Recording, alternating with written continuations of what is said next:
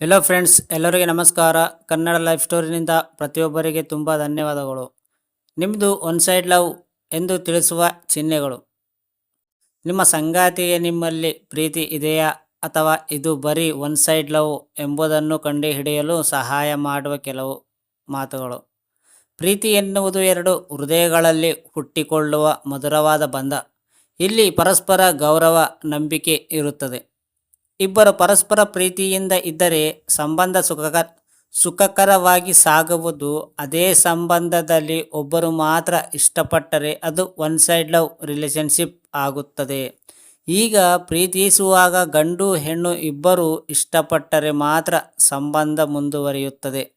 ಬರೀ ಒಬ್ಬರು ಮಾತ್ರ ಇಷ್ಟಪಟ್ಟರೆ ಅದು ಒನ್ ಸೈಡ್ ಲವ್ ಆಗುತ್ತೆ.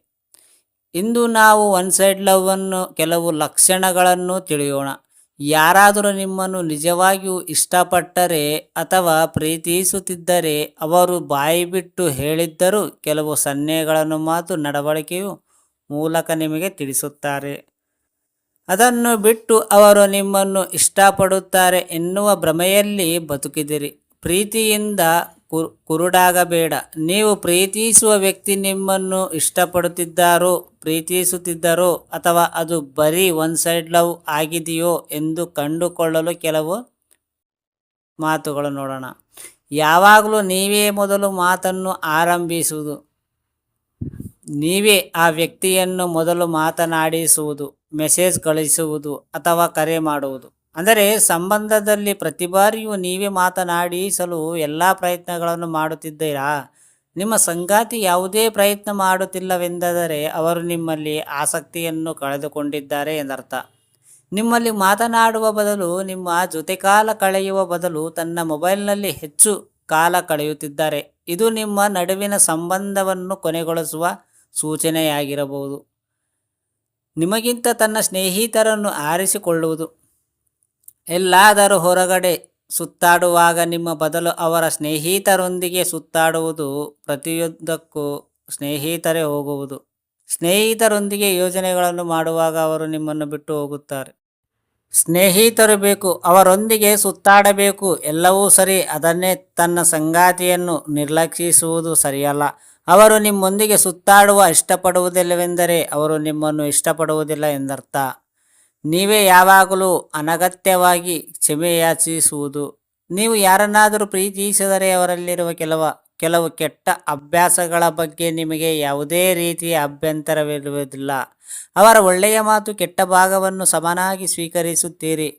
ಅದೇ ನಿಮ್ಮ ಸಂಗಾತಿಗೆ ನಿಮ್ಮ ಮೇಲೆ ಏಳಷ್ಟು ಪ್ರೀತಿ ಇಲ್ಲವಾದರೆ ನೀವು ಮಾಡುವ ಪ್ರತಿಯೊಂದು ಕೆಲಸದಲ್ಲೂ ತಪ್ಪನ್ನು ಹುಡುಕುತ್ತಾರೆ. ನಿಮ್ಮನ್ನು ತಪ್ಪಿಸ್ತಾರೆಂದು ಭಾವಿಸುತ್ತಾರೆ. ಸಂಬಂಧದಲ್ಲಿ ದಾಂಪತ್ಯಗಳು ಕಷ್ಟದ ಸಮಯದಲ್ಲಿ ಪರಸ್ಪರ ಬೆಂಬಲಿಸುತ್ತಾರೆ. ನೀವು ನಿಜವಾಗಿಯೂ ಏನಾದರೂ ತಪ್ಪು ಮಾಡಿದಾಗ ಮಾತ್ರ ಕ್ಷಮೆಯಾಚಿಸಿ. ನಿಮ್ಮ ಸಂಗಾತಿಯ ತೃಪ್ತಿರಾಗಿರಲಿಲ್ಲ ಎಂಬ ಕಾರಣಕ್ಕೆ ಕ್ಷಮೆಯಾಚಿಸಿದಿರಿ.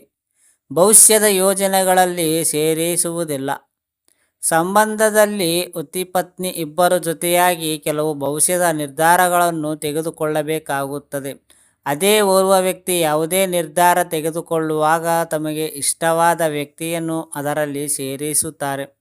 ಒಂದು ವೇಳೆ ನಿಮ್ಮ ಸಂಗಾತಿಯವರ ಭವಿಷ್ಯದ ನಿರ್ಧಾರದಲ್ಲಿ ನಿಮ್ಮನ್ನು ಕೈಬಿಟ್ಟರೆ ಅವರು ನಿಮ್ಮೊಂದಿಗಿರಲು ಇಷ್ಟಪಡುವುದಿಲ್ಲ ಎಂದರ್ಥ.